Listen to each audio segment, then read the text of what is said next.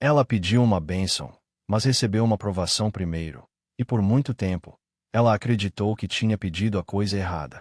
Acreditou que tinha usado as palavras equivocadas, ou que sua voz não tinha alcançado a altura necessária para ser ouvida com clareza, ou pior, que Deus tinha ouvido e decidido, por algum motivo misterioso e assustador, entregar o oposto do que sua alma suplicava. Essa história começa no tecido lento e cotidiano da esperança. No início da década de 1960, na cidade de Lages, encravada no Planalto Serrano de Santa Catarina, o tempo tinha outra medida. Ali, o tempo era ditado pela cor do pinhão e pela espessura da neblina que cobria os campos, ao amanhecer. Era uma terra de gente dura, forjada no frio, onde a sobrevivência exigia um tipo de teimosia que se confundia com fé. E era ali, numa casa de madeira que estalava quando a temperatura caía, que vivia Conceição. Conceição era uma mulher que carregava no rosto a beleza austera de quem não tem tempo para vaidades fúteis, mas que possui uma dignidade inquebrável. Seus cabelos viviam presos num coque firme, suas mãos tinham a textura da terra que ela manuseava todos os dias, e seus olhos possuíam aquele brilho alerta de quem está sempre vigiando o horizonte, esperando a chuva ou temendo a seca. Ela era casada com Antônio, um homem silencioso, de ombros largos e paciência infinita. O casamento deles não tinha sido um conto de fadas de cinema. Tinha sido um acordo de companheirismo, selado não apenas com alianças, mas com compromisso de levantar cercas, arar a terra e construir uma vida onde antes só havia mato e pedra. Eles trabalhavam numa pequena lavoura. Não eram latifundiários, não tinham máquinas barulhentas nem empregados. Tinham enxadas, tinham um arado puxado por um cavalo velho chamado Sereno, e tinham os próprios braços. A vida nunca foi fácil. Havia anos em que a chuva apodrecia a raiz. Havia anos em que o sol queimava a folha. Havia a luta contra as pragas, contra o preço baixo pago pelo atravessador, contra a doença que aparecia sem avisar. Mas, no meio dessa luta bruta, havia uma parceria que sustentava tudo. O café passado logo cedo, o chimarrão dividido no fim da tarde enquanto olhavam o pôr do sol tingir as araucárias de dourado, o silêncio compartilhado que valia mais que muita conversa. Mas Conceição carregava um medo antigo, herdado talvez de ver seus pais sofrerem, ou talvez nascido da própria instabilidade da vida no campo. Ela tinha pavor do desamparo. Tinha medo de acordar um dia e não ter o que pôr na mesa. Tinha medo de que a fragilidade daquela vida, que dependia tanto de fatores que ela não controlava, um dia cobrasse um preço alto demais. Por isso, o maior desejo dela era assustadoramente simples. Ela não queria riquezas. Não sonhava com joias, nem com viagens para o litoral, nem com roupas de seda. Ela queria um lar tranquilo. Queria a certeza de que o amanhã seria igual ao hoje. Queria dormir sem o coração disparado fazendo contas de cabeça. Queria estabilidade. Queria paz. Era isso que ela pedia em suas orações. Todas as noites, depois que Antônio apagava o lampião e deitava, cansado, Conceição se ajoelhava ao lado da cama. O assoalho era frio, e ela sentia o gelo subir pelos joelhos, mas não se importava. Juntava as mãos calejadas, fechava os olhos com força e sussurrava a mesma prece, como um mantra sagrado. Senhor, me dá um lar tranquilo. Afasta de nós os sustos. Não deixa a gente passar necessidade. Me dá a bênção da paz, de uma vida mansa, onde a gente possa só viver e trabalhar sem medo. Ela pedia proteção contra o imprevisto. Pedia para viver dentro de uma bolha de calmaria. Se você já se pegou pedindo exatamente isso, apenas um pouco de paz, apenas um intervalo nas batalhas, e de repente viu o cenário mudar para uma guerra ainda maior, você precisa ouvir essa história até o fim. Porque o que aconteceu com Conceição é um mapa de um território que muitos de nós atravessamos sem bússola. É a prova de que, às vezes, o que chamamos de desastre é, na verdade, a fundação de uma estrutura que ainda não conseguimos ver. O ano começou prometendo ser a resposta exata daquela oração. O verão foi ameno, o outono trouxe chuvas mansas que prepararam a terra, e quando eles plantaram o milho e o feijão, a semente pareceu encontrar o berço perfeito. A lavoura cresceu com um vigor assustador. As folhas eram de um verde escuro, brilhante, saudáveis. As espigas engordavam dia após dia. O feijão alastrava-se, prometendo uma colheita recorde. Antônio, homem que raramente sorria por medo de azarar a sorte, Começou a fazer planos em voz alta. Conceição, com essa safra, a gente troca o telhado. E sobra para comprar aquela novilha que eu vi no vizinho. A gente vai ter leite e queijo pro inverno todo. Conceição ouvia e o coração aquecia. Parecia que Deus tinha finalmente assinado o decreto de paz. As contas no armazém da cidade estavam controladas. Não havia dívidas pendentes tirando o sono. A saúde estava boa. Ela olhava pela janela da cozinha, via o campo verde ondulando com o vento, e pensava: é isso. A bênção chegou. Finalmente, a vida vai ser mansa. Por um tempo, parecia que o céu tinha dito sim ao pedido dela. Depois de ano de luta apertada, a lavoura começou a responder melhor. As estações eram favoráveis. As chuvas vinham na medida certa. Nem demais para afogar, nem de menos para matar a planta de sede. O solo parecia mais generoso, ou talvez fosse o fruto de tanto cuidado acumulado. Conceição e Antônio acordavam cedo, mas agora havia um brilho diferente no rosto dos dois. Não era ausência de cansaço, era orgulho. As sacas iam se enchendo, as vendas começaram a melhorar. Dívidas antigas, que pesavam como pedras, foram sendo pagas uma a uma. O caderno de contas, que antes vivia com números vermelhos e rabiscos preocupados, começou a mostrar saldos estáveis. Havia, pela primeira vez, um pequeno respiro. Com esse respiro, vieram sonhos simples, mas imensos para eles. Um guarda-roupa novo, uma mesa mais firme para substituir a antiga que vivia bamba. Talvez, em breve, a chegada de um filho. Em noites mais animadas, os dois conversavam sobre o futuro. Quem sabe, daqui a uns anos, a gente não consegue aumentar um pouco a casa. Antônio comentava, mexendo no prato de comida. Eu já fico feliz se a gente conseguir manter do jeito que está, respondia Conceição. Mas o sorriso entregava que ela também se permitia sonhar um pouco além. As orações dela, então, ganhavam um tom diferente. Ainda ajoelhada ao lado da cama, agradecia. Obrigada, meu Deus, porque parece que agora as coisas estão indo pro lugar. Obrigada por esse tempo de sossego. Se for da tua vontade, deixa essa paz ficar. É justamente nesse tipo de fase, em que tudo parece se alinhar, que o coração relaxa. E, quando o coração relaxa, a queda, se vier, parece ainda mais alta.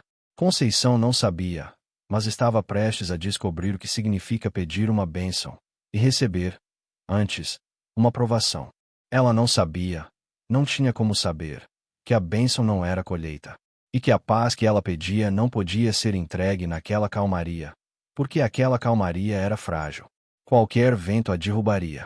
Para dar a ela a paz verdadeira, a paz que não depende da circunstância, Deus precisaria forjar nela uma estrutura de aço. E aço se forja no fogo, ou, naquele caso, no gelo. A provação chegou sem aviso, como costumam chegar os grandes divisores de águas da nossa vida. Não houve trovões, nem tempestade barulhenta. Houve silêncio. Era julho. O inverno na Serra Catarinense é rigoroso, todos sabem. Mas aquela noite foi diferente. Ao entardecer, o vento parou completamente. O céu limpou de nuvens, revelando um azul profundo que logo se tornou um negro cravejado de estrelas tão brilhantes que pareciam ferir os olhos. O ar ficou parado, denso, e a temperatura começou a cair em queda livre. Às 7 da noite, já estava abaixo de zero. Às 10, a água na bacia fora de casa já tinha virado pedra. O silêncio da noite tinha um peso estranho. Antes de dormir, ela saiu até a porta, olhou para o céu escuro coalhado de estrelas e sentiu um aperto que não sabia explicar. Ajoelhou-se pela milésima vez ao lado da cama. Mas, naquela noite, além de pedir paz, sussurrou: cuida da nossa plantação, Senhor. A gente penou tanto para chegar até aqui. Ela dormiu com essa frase atravessada no peito. De madrugada, o frio intensificou de um jeito quase desumano. Quem acordou para ir ao banheiro ou para ajeitar um cobertor percebeu o gelo entrando pelas frestas, cortando o ar. Mas o verdadeiro impacto veio apenas ao amanhecer. Quando o primeiro raio de sol desenhou linhas fracas por trás das montanhas, Conceição sentiu algo diferente na claridade que entrava pela janela. Levantou-se, vestiu o casaco mais grosso que tinha e saiu. O que viu roubou suas palavras. A lavoura, que na véspera exibia folhas verdes, vigorosas, parecia coberta por um lençol branco e silencioso. A geada tinha se deitado sobre tudo, desenhando cristais frágeis nas folhas, congelando brotos, queimando a vida pela raiz. O que, à primeira vista, poderia parecer bonito aos olhos de quem não dependia daquilo, para ela era a visão de uma sentença. Antônio saiu logo em seguida. Caminhou até a plantação, ajoelhou, pegou um punhado de terra endurecida, e por um momento, só ficou ali, em silêncio. Não havia nada para dizer. Qualquer frase soaria pequena demais diante daquela devastação silenciosa. Nas horas que se seguiram, o choque deu lugar à tentativa de reação. Verificaram planta por planta, fizeram contas mentais rápidas das perdas, pensaram em alternativas. Mas, mesmo os mais otimistas da região sabiam, aquele ano estava comprometido. O que era sustento tinha virado prejuízo em poucas horas. Naquela noite, o ritual de oração de Conceição foi atropelado por um turbilhão de pensamentos. Ela se ajoelhou, como sempre, mas, desta vez, as palavras tropeçavam. Como dizer obrigada naquele cenário? Como pedir paz quando tudo gritava incerteza? Eu só pedi um pouco de tranquilidade. Ela murmurou, com a voz embargada. Pedi um lar sem sustos, sem medo. E o que veio foi isso. Será que eu pedi errado? Meu Deus. Será que eu não sou digna da bênção que pedi? Não vinha resposta. O quarto parecia ecoar o próprio vazio. Mas, mesmo sem resposta, ela permaneceu alguns minutos a mais ajoelhada. Não porque sentia consolo, mas porque não conhecia outro lugar para colocar sua dor além daquele chão. Conceição caminhou até o meio da lavoura, as botas quebrando o gelo que cobria a terra, e tocou numa folha de milho. Ela se desfez na mão dela, podre e congelada ao mesmo tempo. Acabou, disse Antônio, parado atrás dela, com os ombros caídos, parecendo 10 anos mais velho do que na noite anterior. Perdemos tudo, Conceição. Tudo. Naquele momento, Conceição sentiu que o chão tinha desaparecido. A sensação física era de tontura, mas a sensação espiritual era pior. Era traição. Ela tinha rezado, tinha pedido, tinha sido fiel, tinha trabalhado honestamente. Por que Deus permitiria isso? Por que dar a esperança de uma safra recorde para depois tirá-la, na última hora? Onde estava a proteção contra os sustos? Onde estava o lar tranquilo?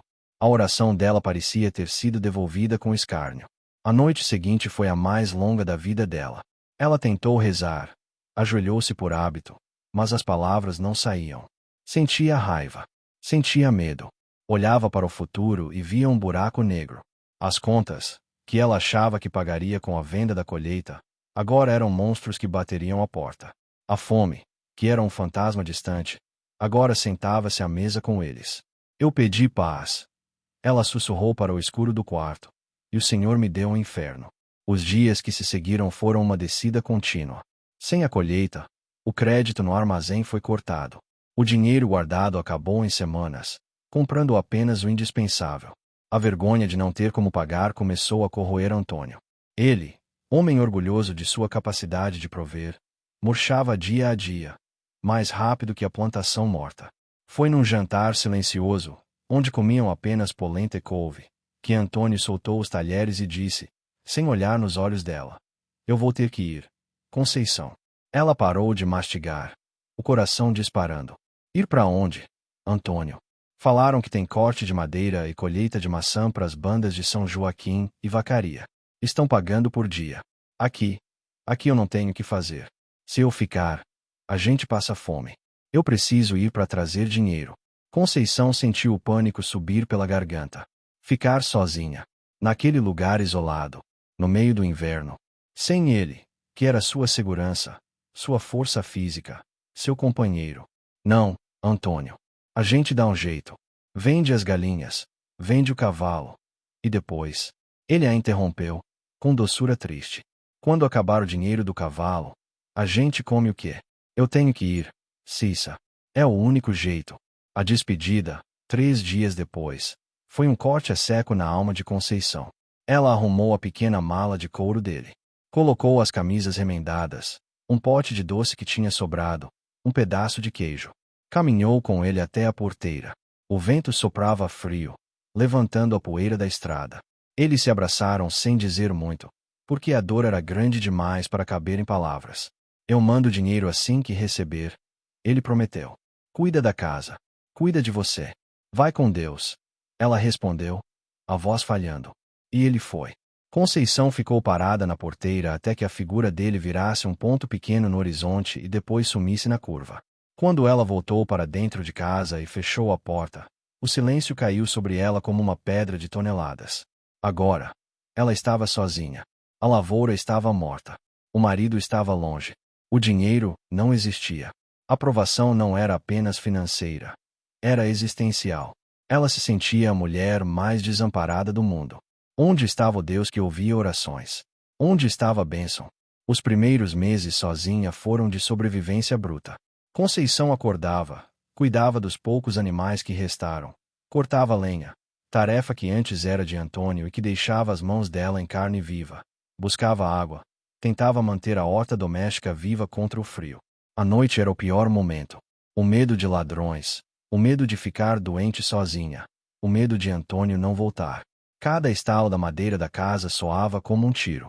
Ela dormia com uma faca debaixo do travesseiro e o terço enrolado na mão. Mas a fé era frágil, feita mais de desespero do que de confiança. Muitas vezes, sentada na beira do fogão a lenha para economizar o calor, ela chorava de raiva. Eu não merecia isso, pensava. Eu só queria uma vida simples.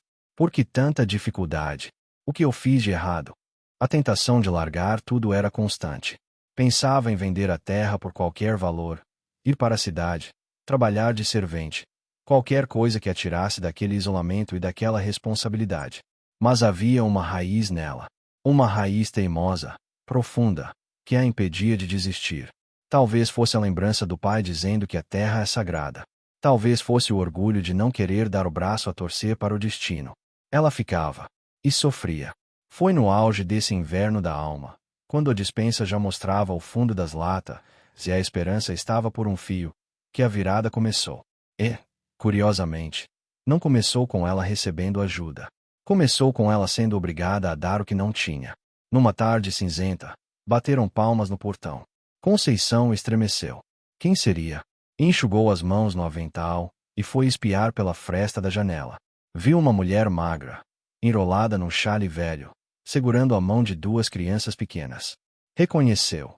Era Elvira, uma vizinha que morava a uns 5 quilômetros dali, numa encosta de morro onde a terra era ainda mais ingrata. Conceição abriu a porta com cautela. Dona Conceição. Elvira começou, e a voz dela tremia, os lábios roxos de frio. Me perdoe incomodar. Eu sei que a senhora também tá passando aperto. Mas o meu marido tá de cama. A geada levou nossa rocinha toda. E as crianças não comem desde ontem de manhã. A senhora teria qualquer coisa. Um pouco de fubá. Uns ovos. Pelo amor de Deus. Conceição olhou para aquelas crianças. Os olhos grandes, fundos, olhando para ela não como quem pede, mas como quem espera um veredito. O instinto de sobrevivência de Conceição gritou. Diga que não. Você tem pouco. Antônio ainda não mandou dinheiro. Se você der, vai faltar para você amanhã. Feche a porta. Cada um com seus problemas. Era a lógica do medo. Era a lógica de quem pediu segurança. Mas, ao olhar para a miséria de Elvira, Conceição sentiu algo quebrar dentro dela. A sua dor, que parecia a maior do mundo minutos atrás, de repente pareceu menor diante da dor daquela mãe. Conceição não disse nada. Deu as costas, entrou na casa, foi até a despensa. Olhou para o pote de banha, que estava pela metade. Olhou para a lata de farinha de milho. Olhou para a cesta de ovos. Tinha apenas 6. Pegou a farinha. Pegou 4 ovos. Pegou um pedaço de toucinho defumado que estava guardando para uma emergência extrema. Encheu uma sacola. Voltou para a porta e estendeu para Elvira. Toma, comadre. Elvira começou a chorar, pegando a sacola como se fosse ouro. Deus lhe pague, Dona Conceição. Deus lhe dê em dobro. Conceição olhou para o céu cinza e disse, num impulso que ela mesma não entendeu. Espera. Não vá embora agora não. Entra. Traz os meninos. Eu vou fazer uma polenta com molho agora mesmo. A gente come junto. Tá muito frio para vocês voltarem com a barriga vazia. Elvira entrou, tímida. As crianças correram para perto do fogão a lenha. Conceição começou a cozinhar. E, enquanto mexia a panela de ferro, sentindo o cheiro da comida subir. Algo mágico aconteceu. A casa, que estava fria e silenciosa há meses, encheu-se de calor. Encheu-se de vida. O som das crianças rindo do fogo, a conversa tímida de Elvira contando suas lutas, tudo isso expulsou os fantasmas da solidão. Naquela tarde, ao repartir o pouco que tinha, Conceição descobriu que a fonte não secava. Pelo contrário, ao ver as crianças comerem com avidez, ela sentiu-se mais forte do que em qualquer dia desde a geada. Ela sentiu que tinha utilidade, que tinha poder, não o poder de controlar o tempo, mas o poder de amenizar a dor de alguém. A notícia se espalhou. No interior, as coisas se sabem pelo vento. A Dona Conceição tá ajudando. A casa da Dona Conceição tem comida e conversa. Dias depois, apareceu o seu Zé, um viúvo que morava sozinho num rancho caindo aos pedaços. Ele trouxe um feixe de lenha nas costas. Soube que a senhora tá sozinha, Dona Conceição. Trouxe essa lenha para ajudar, que eu sei que cortar é pesado. Se tiver um gole de café. Conceição fez o café. Ele sentou, bebeu, conversou, contou histórias antigas da região. Em troca do café, consertou a dobradiça da porta que estava emperrada. Depois veio uma moça jovem, Maria, que estava grávida e o marido tinha ido trabalhar fora, igual ao Antônio. Estava apavorada com o parto que se aproximava. Veio pedir conselho. Conceição, que nunca teve filhos mas ajudou a criar muitos sobrinhos, acalmou a moça. Ensinou chás, mostrou como preparar um enxoval com retalhos de pano. Maria, em troca, ajudou Conceição a capinar a horta, já que a barriga ainda permitia. Sem que Conceição planejasse, a casa dela virou o coração pulsante daquela vizinhança ferida. O que era um lugar de medo e isolamento se transformou num quartel-general de solidariedade. As pessoas traziam o que tinham. Um trazia abóbora, outro trazia leite, outro trazia força de trabalho. E Conceição gerenciava aquilo tudo. Ela descobriu uma liderança que não sabia que possuía. Organizou as mulheres para fazerem conservas de pinhão e doce de compota com as frutas que sobraram nos pomares protegidos. Levava essas conservas para a cidade na carroça do vizinho e vendia. O dinheiro era dividido, mas ela guardava a parte de todos, anotando num caderno com sua letra caprichada, garantindo que ninguém fosse passado para trás. O padre da paróquia, vendo o movimento, começou a encaminhar doações da cidade para lá, porque sabia que na mão da Dona Conceição, chega em quem precisa. Ela virou a referência. A mulher que pedia para ser cuidada, agora cuidava de 20, 30 famílias. As noites deixaram de ser assustadoras. Ela chegava ao fim do dia exausta, com o corpo doendo, mas a mente estava cheia de planos, de rostos, de resoluções. Não havia espaço para o medo do escuro quando se estava preocupada em como conseguir remédio para o filho da Elvira ou como consertar o telhado do seu Zé. Antônio mandava cartas. Eram bilhetes curtos, escritos com dificuldade, e vinham com dinheiro suado dentro do envelope. Conceição lia essas cartas à luz do lampião, passando a mão sobre a letra dele. A saudade ainda existia, e era grande. Mas não era mais a saudade, desesperada de uma dependente. Era a saudade madura de uma parceira que está segurando o forte enquanto o outro luta, na fronteira. Ela escrevia de volta: "Pode ficar tranquilo, Antônio. Aqui está tudo em ordem. A gente está se virando. Cuida de você aí, que eu cuido de tudo aqui." Ela mesma se surpreendia com o que escrevia. "Eu cuido de tudo aqui." Meses atrás, ela achava que morreria sem ele. Agora, ela sabia que podia sobreviver. Mais do que isso, sabia que podia prosperar. A provação estava forjando nela uma estrutura que a bonança jamais teria construído. A geada matou a planta fraca, mas revelou a raiz forte. Conceição aprendeu a negociar preço. Aprendeu a dizer não quando precisava. Aprendeu a liderar homens e mulheres. Aprendeu a curar feridas com ervas. Aprendeu que a despensa vazia não é o fim do mundo, desde que se tenha vizinhos. Quase 2 anos se passaram nessa dinâmica. O tempo, que antes parecia um inimigo, tornou-se aliado. A terra descansou. O dinheiro que Antônio mandou foi guardado com rigor espartano. O dinheiro das conservas e costuras de Conceição foi somado. Então, chegou o dia do retorno. Era uma tarde de primavera, com o sol morno derretendo os últimos resquícios do inverno. Conceição estava no quintal, estendendo roupas no varal, quando ouviu o barulho de um caminhão parando na estrada. O coração deu um salto. Ela largou o cesto e correu para o portão. Viu Antônio descendo, com a mesma mala de couro, agora mais gasta. Ele estava mais magro, com o rosto mais vincado pelo sol e pela poeira, alguns fios brancos a mais na barba. Ele caminhou em direção a ela, parou e olhou. O que Antônio viu o deixou sem fala por um instante. Ele esperava encontrar a esposa abatida, talvez amargurada, talvez envelhecida pelo sofrimento. Mas a mulher que estava diante dele tinha uma postura ereta, um olhar direto e brilhante, uma força que emanava da pele. Ela parecia maior. Parecia uma árvore que tinha engrossado o tronco para resistir à tempestade. Conceição, ele disse, largando a mala. Antônio. Ela sorriu, e o sorriso dela era seguro, acolhedor. Eles se abraçaram, e naquele abraço não havia apenas o alívio do reencontro. Havia o reconhecimento mútuo de dois guerreiros que voltavam de batalhas diferentes, mas que tinham vencido. Naquela noite, a casa estava cheia. Não só de Antônio e Conceição, mas dos vizinhos. Elvira veio trazer um bolo. Seu Zé veio trazer um abraço. As crianças corriam pelo quintal. Antônio olhava aquilo tudo, atônito. O que aconteceu aqui, Cissa? Ele perguntou, vendo a pilha de conservas prontas num canto, o caderno de anotações dela, o respeito com que os outros falavam com ela. A gente viveu, Tônio. A gente viveu. Ela respondeu simples. A reconstrução da lavoura foi diferente dessa vez. Com o dinheiro guardado e a ajuda dos vizinhos, que retribuíram cada prato de sopa com dias de trabalho braçal, eles araram a terra. Plantaram. Mas agora, não plantaram com medo. Plantaram com sabedoria. Conceição insistiu em diversificar. Não vamos pôr tudo no milho. Vamos plantar batata também, que o gelo não mata embaixo da terra.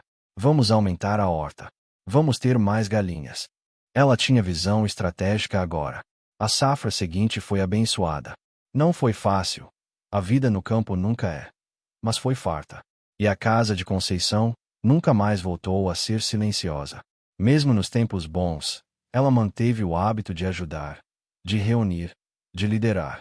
Foi numa noite tranquila, anos depois, que a grande compreensão chegou. A cena era comum, quase banal. Jantar terminado. Antônio cochilava na cadeira de balanço, o rádio tocando baixinho uma moda de viola.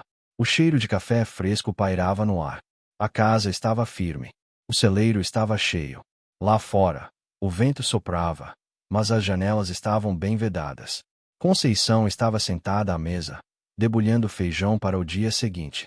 Suas mãos trabalhavam no automático. De repente, ela parou. O silêncio da casa a levou de volta no tempo. Ela se lembrou daquela Conceição de anos atrás, a jovem esposa medrosa que ajoelhava ao lado da cama e pedia: Senhor, me dá um lar tranquilo. Me livra dos sustos. Me dá paz. Ela olhou para suas mãos calejadas. Olhou para as marcas do tempo no rosto de Antônio. Olhou para a casa que agora era um refúgio para tantos. E uma lágrima desceu, quente, pelo rosto dela. Ela entendeu. Entendeu tudo. Ela percebeu que, se Deus tivesse atendido aquela oração do jeito que ela queria, se a geada não tivesse vindo, se a lavoura tivesse prosperado fácil, se Antônio não tivesse partido, ela teria continuado sendo uma mulher pequena. Uma mulher que viveria aterrorizada com a possibilidade de perder o pouco que tinha. Uma mulher que nunca saberia do que era capaz. Se a vida tivesse sido mansa, ela teria sido fraca. A bênção que ela pediu era a paz. Mas Deus, em sua sabedoria infinita e às vezes dolorosa, sabia que a verdadeira paz não é a ausência de tempestades lá fora. É a certeza de que a casa aguenta a tempestade. E para que a casa, a alma dela, aguentasse, ela precisava ser testada. Precisava ser quebrada para ser reconstruída com materiais mais nobres. A provação não foi um erro de endereço. A provação não foi um castigo. A provação foi a resposta. A geada foi o instrumento cirúrgico que removeu a dependência e o medo, e implantou a coragem e a compaixão. Deus não lhe deu o conforto que enfraquece. Ele lhe deu a dificuldade que fortalece. E isso era uma bênção infinitamente maior. Ela levantou-se da cadeira, secou o rosto no avental e caminhou até o quarto. O assoalho rangeu, familiar. Ela se ajoelhou, no mesmo lugar de sempre. A cama era a mesma. O Deus era o mesmo. Mas a oração era nova. Ela juntou as mãos, respirou fundo e sussurrou, com um sorriso que vinha da alma: Senhor, eu vim aqui pedir desculpas e agradecer. Desculpas por ter duvidado quando o frio chegou. Desculpas por ter achado que o Senhor tinha me esquecido quando a despensa esvaziou. E obrigada. Obrigada pela geada. Obrigada pela fome que eu senti, porque ela me ensinou a alimentar os outros. Obrigada pela saudade do Antônio, porque ela me ensinou a ficar de pé sozinha. Eu pedi uma vida fácil, e o Senhor me amou demais para me dar isso. O Senhor me deu uma vida forte. E hoje eu sei. A bênção não foi o que eu perdi. A bênção foi quem eu me tornei depois da perda. Ela ficou ali por um longo tempo, em silêncio, sentindo uma paz que não era a paz frágil de quem foge da guerra, mas a paz sólida de quem venceu a guerra. Se essa história tocou você, se em algum momento, enquanto eu falava do frio, da fome ou da solidão de Conceição, você sentiu um aperto no peito porque reconheceu a sua própria história, então essa mensagem é para você. Talvez você esteja agora, no meio da geada. Talvez você tenha pedido uma bênção, um emprego, um casamento restaurado, uma cura, um alívio, e o que chegou foi o caos. Talvez você esteja, neste exato momento, perguntando: por quê? Deus, eu pedi pão, e o Senhor me deu pedra. Escute bem. Não jogue fora a sua fé. Não desista da sua oração. Porque o que parece ser o fim do seu mundo pode ser, na verdade, o início da sua verdadeira força. Deus não desperdiça sofrimento. Ele é o grande arquiteto que usa os escombros dos nossos planos frustrados para construir catedrais de caráter em nós. A provação de hoje é o músculo espiritual de amanhã. A solidão de hoje é a compaixão de amanhã. A escassez de hoje é a sabedoria de amanhã. Não tenha inveja de quem tem a vida fácil, de quem nunca teve uma geada na lavoura. Quem nunca perdeu nada, muitas vezes, também nunca ganhou a si mesmo. Tenha orgulho das suas cicatrizes. Elas são a prova de que você sobreviveu, de que você cresceu e de que Deus confiou a você uma carga pesada porque sabia que, com a ajuda dele, você desenvolveria ombros largos o suficiente para carregá-la. Curta esse vídeo se você crê que a sua provação tem prazo de validade, mas o aprendizado dela é eterno. Compartilhe com alguém que precisa saber que a bênção está a caminho, mas ela pode vir vestida de luta antes de se revelar como vitória. E lembre-se, sempre, a noite mais fria serve para nos ensinar a acender a fogueira. E depois que você aprende a fazer fogo, nenhum inverno te assusta mais. Deus continua no controle, cuidando da lavoura da sua vida, mesmo quando tudo o que você vê é gelo. A primavera vem. E ela vem mais forte para quem soube esperar.